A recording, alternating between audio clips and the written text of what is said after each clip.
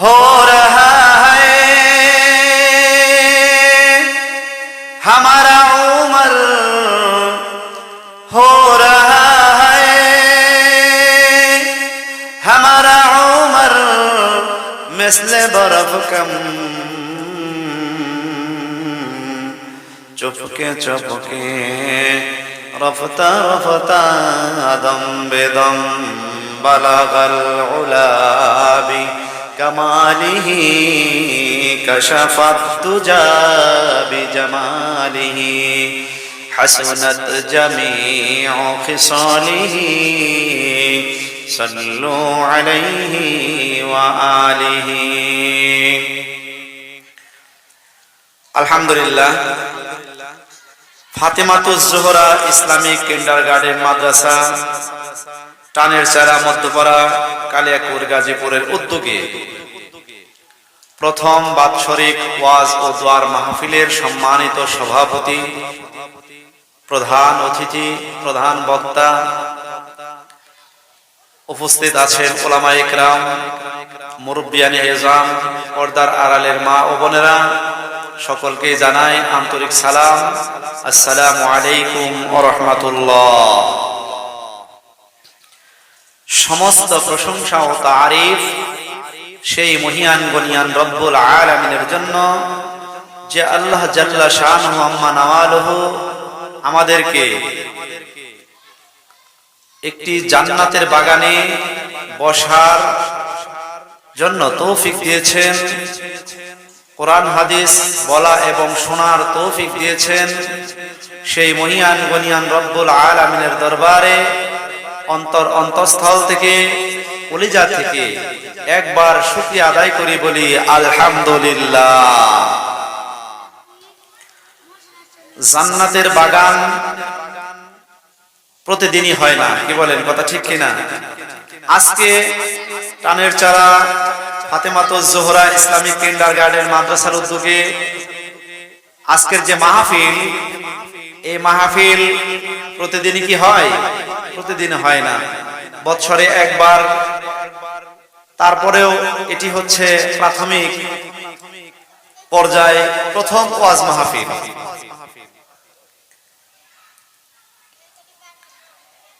এই মাহফিলটি হচ্ছে মাদ্রাসার উদ্যোগে ফাতেমাতুজ জোহরা ইসলামিক কিন্ডারগার্টেন মাদ্রাসা। এই মাদ্রাসাটি যদিও নতুন, একদিন এরকম হতে পারে যে আল্লাহ রাব্বুল আলামিন এই মাদ্রাসাকে দাওরায়ে হাদিস পর্যন্ত খোলার তৌফিক দিবেন, কি বলেন, কথা ঠিক কিনা? দিতে পারেন না? অবশ্যই দিতে পারেন। তো আমরা আশা করি এবং আল্লাহ রাব্বুল আলামিনের কাছে দোয়া করি, আল্লাহ রাব্বুল আলামিন যেন এই মাদ্রাসাকে দাওরায়ে হাদিস পর্যন্ত খোলার জন্য তৌফিক দান করেন। সকলে বলেন আমিন। টানের চারা মসজিদের ইমাম সাহেব, তিনি অত্যন্ত পরিশ্রম করে এই মাদ্রাসাটি তিলে তিলে গড়ে তুলেছেন। এক দুইজন করে ছাত্র ভর্তি করতে করতে আজ অনেকগুলি ছাত্র হয়ে গিয়েছে।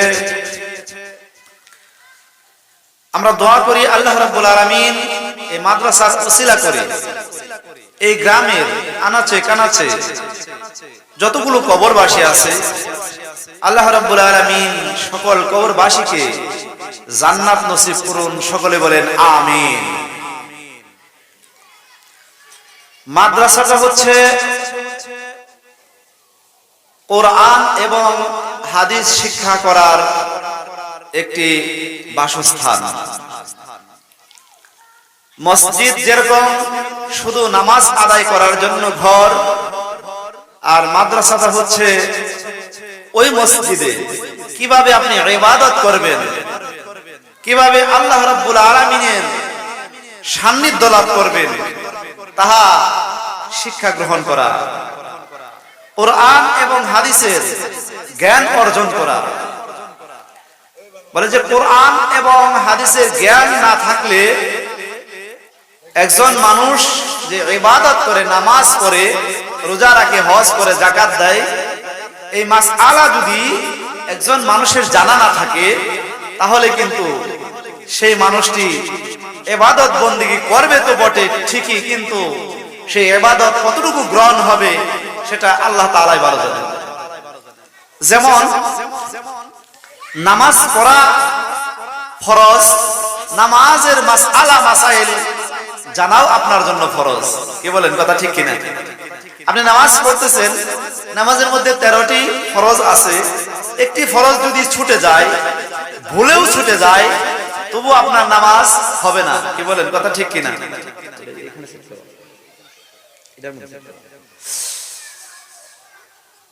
তো বলে এরকম নামাজ পড়া যেরকম ফরজ, ওই নামাজের মধ্যে মাসআলা মাসাইল জানা আপনার জন্য ফরজ। নামাজের মধ্যে ওয়াজিব 14টি ওয়াজিব আছে। এই ওয়াজিব যদি আপনি ইচ্ছাকৃতভাবে ছেড়ে দেন তাহলে আপনার নামাজ নষ্ট হয়ে যাবে, আর অনিচ্ছাকৃতভাবে যদি ছুটে যায় তাহলে আপনার উপর সুজদা ওয়াজিব হয়ে যাবে।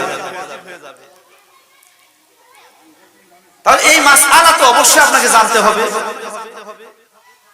বলে যে এই মাসআলা যদি আপনি না জানেন তাহলে আপনার নামাজ শুদ্ধ হবে না।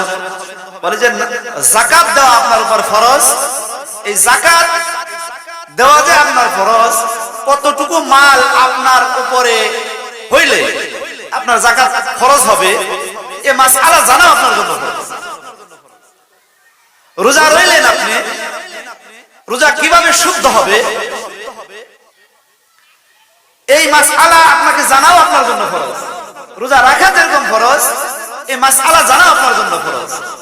এইজন্য রাসূল কারীম সাল্লাল্লাহু আলাইহি সাল্লাম বলেন, তলাবুল ইলমি ফারিদাতুন আলা কুল্লি মুসলিম। প্রত্যেকটা নর এবং নারী প্রত্যেকের জন্যই ইলমে দ্বীন শিক্ষা করা ফরজ। কিয়ামতের কঠিন ময়দানে এক শ্রেণীর মানুষ বলবে যে আল্লাহ, আমি তো জানি নাই, এই জন্য এই মাসআলা আমি জানি নাই বিধায় আমি করি নাই। আল্লাহ বলবেন, তুমি জানো নাই কেন এক অপরাধ, তুমি মানা নাই কেন আরেক অপরাধ। অপরাধ দুইটা তোমার। কারণ নবী করিম সাল্লাল্লাহু আলাইহি সাল্লাম বলেছিলেন না যে তলাবুল ইলমি ফারিদাতুন আলা কুল্লি মুসলিম, প্রত্যেকটা নর এবং নারীর জন্য, পুরুষ এবং মহিলার জন্য দ্বীন শিক্ষা করা ফরজ। অথচ তুমি সেই দ্বীন শিক্ষা করলা না, ইলম শিক্ষা করলা না, যে ইলমের দ্বারা তুমি আল্লাহ পর্যন্ত পৌঁছাবে, যে ইলমের দ্বারা জাহান্নাম থেকে বাঁচবে, যে ইলমের দ্বারা জান্নাত পাবে, সেই ইলম তুমি অর্জন করলে না। সেই ইলম, সেই জ্ঞান তোমার ভিতরে হইল না। দুনিয়ার জ্ঞান, তুমি কিভাবে রাষ্ট্র চালাবে সেই জ্ঞান তোমার হইল, কিভাবে তুমি ক্ষেত খোলা করবে সেই জ্ঞান তোমার হইল, কিভাবে রান্না করবে সেই জ্ঞান তোমার হইল, কিভাবে চাকরি করবে সেই জ্ঞান তোমার হইল, কিভাবে ব্যবসা করবে সেই জ্ঞান তোমার হইল। সব দুনিয়ার সব জ্ঞান তোমার হইল, কিন্তু আল্লাহ রাব্বুল আলামিনের সাথে তোমার বন্ধুত্ব করতে হবে, জাহান্নাম থেকে বাঁচতে হবে, জান্নাতে যেতে হবে, এই জ্ঞান তোমার হইল না। তাহলে কি তোমাকে ভূতে পেয়েছিল? তোমাকে কি ভয় প্রদর্শনকারী তোমার কাছে এসেছিল না? আল্লাহ রাব্বুল আলামিন বলেন, আলাম ইয়াতিকুম নাযীর, তোমাদের কাছে কি কোনো ভয় প্রদর্শনকারী এসেছিল না? বান্দারা বলে, ক্বালু বালা, হ্যাঁ এসেছিল। কদ জাআনা নাযীর, এসেছিল বটে, কিন্তু আমরা তা মানি নাই। আরে আমরা যদি তা মানতাম এবং শুনতাম তাহলে আমাদের আজকে এই ভয়াবহের সম্মুখীন হতে হতো না। আফসোস করবে সেদিন। এই জন্যই আল্লাহ বলবেন, তুমি জানো নাই কেন এবং মানো নাই কেন? জানো নাই এক অপরাধ, মানো নাই আর অপরাধ। এক শ্রেণীর মানুষ আছে বলে, আমরা তো হুজুর কিছু জানি না, হুজুররা সব জানে, হুজুররাই সব বলবে, হুজুররাই সব হিসাব দিবে, হুজুররাই আগে জাহান্নামে যাবে। এক শ্রেণীর মানুষ আছে না এরকম, হুজুররা আগে জাহান্নামে, বেহেশতে গেলেও হুজুররা আগে যাবে, জাহান্নামে গেলেও হুজুররা আগে যাবে। কেন? তারা বেশি জানে এই জন্য। আমি বলি যে তুমি জানো না এই অপরাধ, মানো না আর অপরাধ, এই দুই অপরাধের কারণে তোমার শাস্তি ডবল হবে। কি বলেন, কথা ঠিক কিনা? দুনিয়ার সব ইলম তোমার হাসিল করলে তুমি, কিন্তু আল্লাহর ইলম, আল্লাহর কালাম, নবী মুহাম্মদুর রাসূলুল্লাহ সাল্লাল্লাহু আলাইহি সাল্লামের জ্ঞান তোমার হাসিল হলো না। এজন্য তুমি অবশ্যই জবাবদিহি করতে হবে।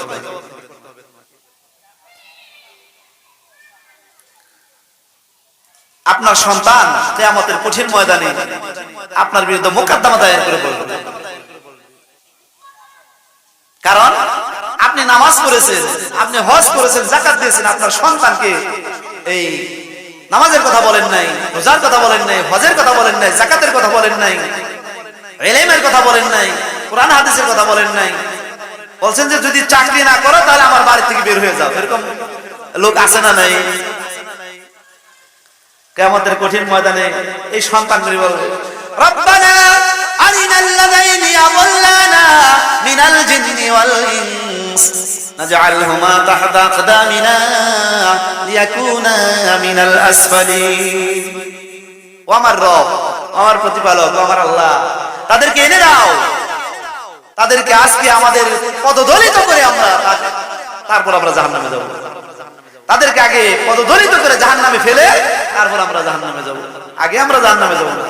কারণ আমাদেরকে দুনিয়াতে থাকতে তারা ইবাদত করেছিল, কিন্তু আমাদেরকে ইবাদতের কথা বলে নাই, জাহান্নামের কথা বলে নাই। দুনিয়ার চিজ আসবাবের সব শিখিয়েছে, চাকরি না করলে, ব্যবসা না করলে, বিদেশ না গেলে আমাদের উপর যে চাপ দিয়েছে, এরকম এর 100 ভাগের 1 ভাগ চাকরি যদি জাহান্নাম থেকে বাঁচার জন্য ইবাদত করতে বলতো তাহলে অবশ্যই আমরা তা শুনতাম। কি বলেন, কথা ঠিক কিনা? এজন্য রাসূল কারীম সাল্লাল্লাহু আলাইহি সাল্লাম বলেন, কুল্লু বানি আদম খাতাউন, কুল্লুকুম রাঈন ওয়া কুল্লুকুম রাঈন। এরকম একটা হাদিস আছে, রাসূল কারীম সাল্লাল্লাহু আলাইহি সাল্লাম বলেন, কুল্লুকুম রাঈন, প্রত্যেকটা মানুষই দায়িত্বশীল, আর তার দায়িত্ব সম্পর্কে কিয়ামতের দিন সে জিজ্ঞাসিত হবে। ওয়া মাসউলুন আনহুম, তার দায়িত্ব সম্পর্কে জিজ্ঞাসিত হবে। আপনার দায়িত্ব কি? আপনার দায়িত্ব শুধু সন্তানাদি মানুষ করা? আপনার দায়িত্ব শুধু হাল চাষ করা? আপনার দায়িত্ব শুধু ব্যবসা করা? আপনার দায়িত্ব শুধু এই দালান কোঠা করা? আপনার দায়িত্ব শুধু বড়লোক হওয়া? না, আপনার দায়িত্ব তো হচ্ছে নিজে জাহান্নামের আগুন থেকে বাঁচবেন এবং অপর মানুষকে জাহান্নামের আগুন থেকে বাঁচাবেন, পরিবার পরিজন তাদেরকে জাহান্নামের আগুন থেকে বাঁচাবেন।